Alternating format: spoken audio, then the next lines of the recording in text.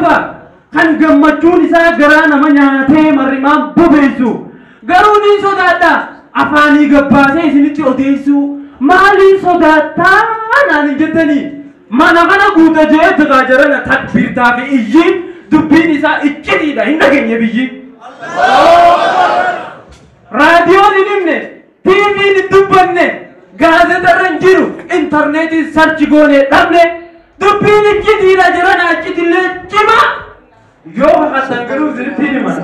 Allahu Akbar lima qasani eessa qatinaa nuti islaama wal amannaa afaanumaan cal jaanamu akka dhageessanii yeroon isinitti hime gammadaadha gammachuun tiyyalleen gammachuu teessanii namatti himina baankiin hojii gamtaa oromiyaa miliyoona 70 uummata keenyaa kannite jechuu tarii dhageessanii Allahu Akbar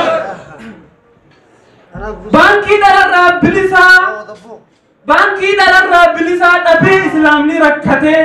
jaarraan meeqa keessaa kunoo arrumaa harkate bankiin hojii gamtaa oromiyaa nurraa qoorse madaa anilleen gammadee isinis gammada wallaahi an gammadeetiin jiratan dhugaa gammachuu dhiirti takbirtaa jaajaran haawwana ilchuu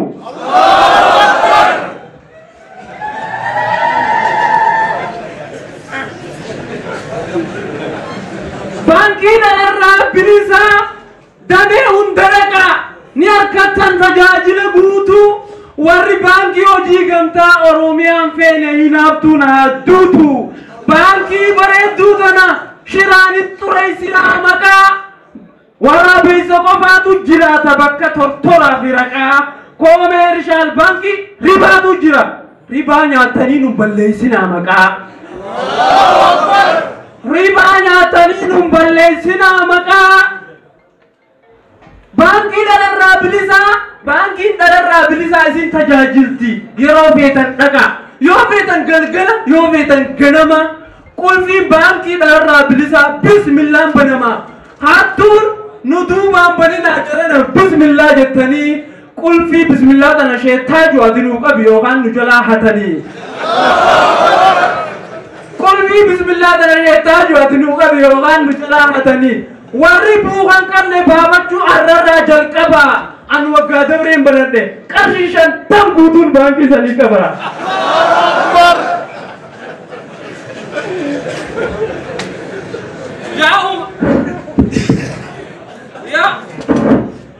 yaa ummata keenya dhagayaa waan sirrii yoo diinatee malee obbo Ammanuuriif ni gammada firri yaa ammeeqiyya hoggansa damee ababaadir kallattii hundaan qabdee anuu ragaadha ummata tajaajiluuf hedduudha dadhabdee ba'aan hoggansaa ulfaattuudha nama dhukkubsiti ceekuu ba'aan hoggansaa ulfaattuudha nama dhukkubsiti ceekuu yaa ammeeqiyya galatoomi namni galata namaan beekne kan rabbiitiis hin beeku mucaan kun jabaadha nama hundaa beeka yoo ragaa feetan nama dhugaa dubbatu gaafadhaa akka Jamaal Sheekaa haati kunis dhiira darana goota jaayama warri harar isa kana dhabna yaa tokko jaama hoggantoonni hararii fi hoggantoonni dirree shoora keessan guyyaa biraatiin dubbadha har'a yeroodhaatu hin jirre daba sirree isaa jirtan laalaa gamaa gamanaa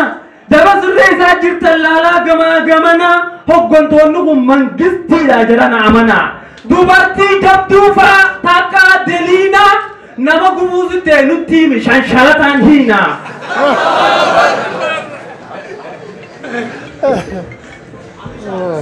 obsaas qabaadha waa hundaa furda burreen haarru mana jaaru yoo diddees jalqabamee gochumaa jaaru tarkaan firraa eegala deemsi fagoo yaadame baankii dararraa bilisaa baadiyyaa hunda keessatti deemaa nuuf banaadame sirritti hojjechuuf jirtan haruma kanarra nagayaan imala hoggantoonni baankii hojii gamtaa oromiyaa kabajaatu isin imala pirezidaantii keenya obbo Dirribee Ilma Asfaa Hurrisaa ummataan dhaabbate olalaa fi kijiba hin dhaga'u gurrisaa obbo Godaanaa fi Haaji obbo Godaanaa fi obbo Muktaar obbo Godaanaa fi Haaji Muktaar Aliyyii faa jiila isaa isaa qabatee ummata tajaajilu jira halkan guyyaa dhaabbatee ati jabaa namaati biyya hundaaf taate ati jabaa namaati biyya hundaaf taate nama jabaa kana heerumuun qaba jettee silaallattee habajamtuun adde abaluu nu bartanaaf si jaalatte.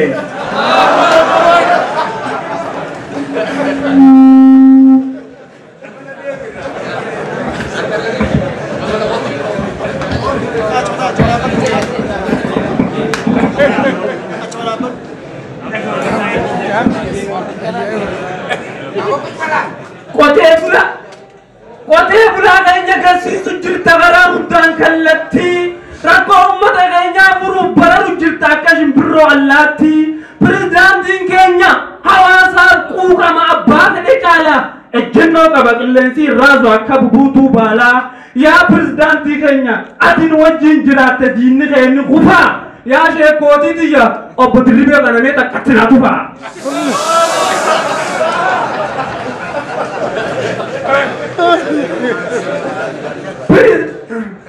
Kana caalaa uummataa hojjedhaa isilee hin abdiin waan hojjechuu feetu rabbi siif haa laaffisu rabbiin isin hundi galatoomaa obbo Godaanaa qabattoo seenaa keessan daabaan barreessina dhiifnee iskiriptoo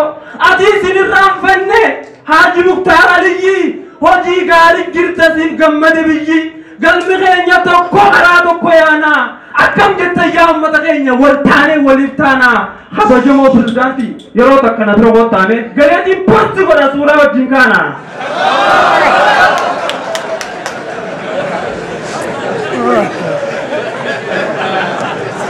Pirezidaantii keenya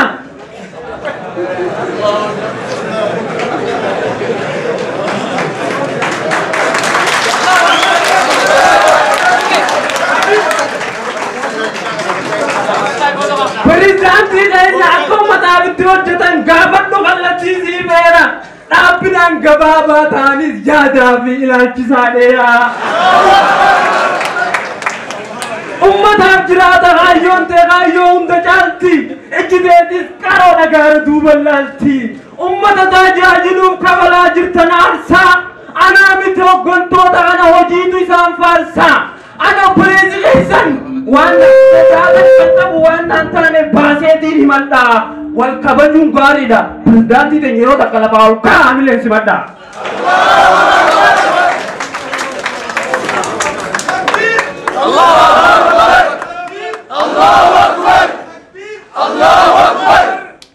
Bankiin hojii gamtaa Oromiyaa humaan taatu nama jabaa qabdi.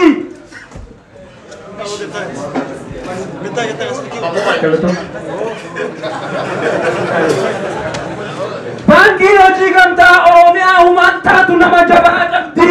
Warreen beekumsaan hojjetan kaqqalee darabdi. Obsaan uummata tajaajilaa turte takkaa hamilee hin cabne obbo Aleeydar nama Harargee qulqulluudha nama waanyoo hin qabne dirree namatti uummata tajaajilu jirta osoo aduun si gubduu soddaa siifteetiin hojii si gargaara akkamitti burama naan qabdu.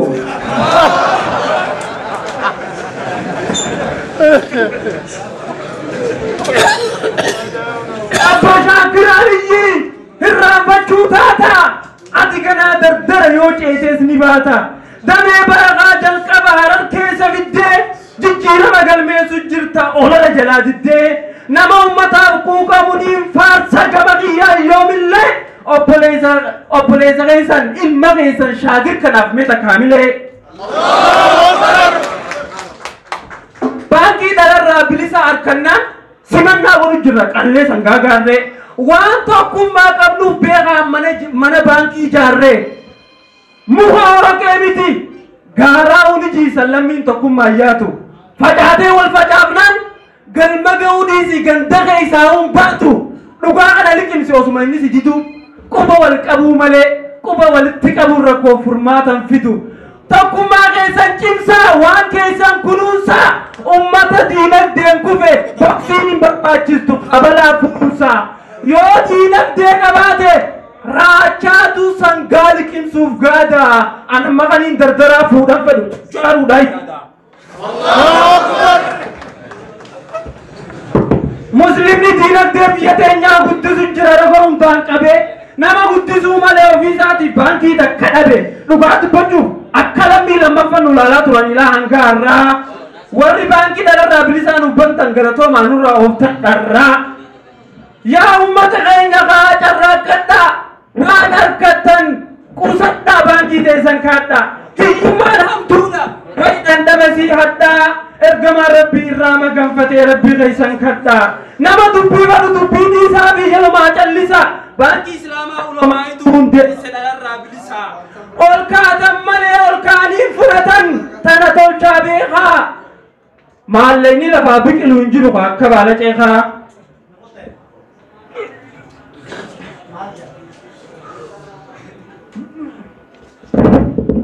duubatana keessatti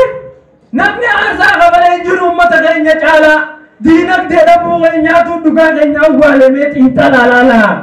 roga hundaan aarsaa qabalaa turre lukkurraa hanga lubbuu akkasii hojiin galatan qabnu islaama ta'uun akka waan ta'ee cubbuu anaa fi abbaan kiyya ooyiruu keenyarraa jimaa kun diiddan gurgurree baankiin islaamaan jirtu eessa kaa jenna jennee hedduu rakkachaa turre torbaan lama guduufinee teenyeen waan goonu wallaallee torbaan sadaffaa boolla qonnee fira dachitti awwaalle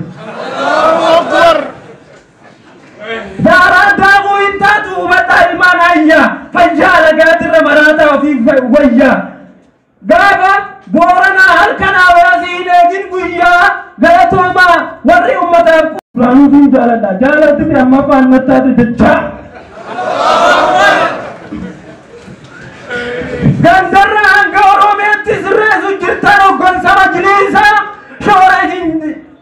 isin taphachuu jirtaniin dubbadha maaliif hin callisaa baankii dhalarraa bilisaa nuuf bantan hawaasa hubattanii miidiyaa nuuf bantan rakkoo ummata keenya achiin dubbattanii warri ummata dukkanarraa baasuuf rakkattan baay'ee galatooma dubbachuuf natti ulfaate jechaa isiniin dhabeumaa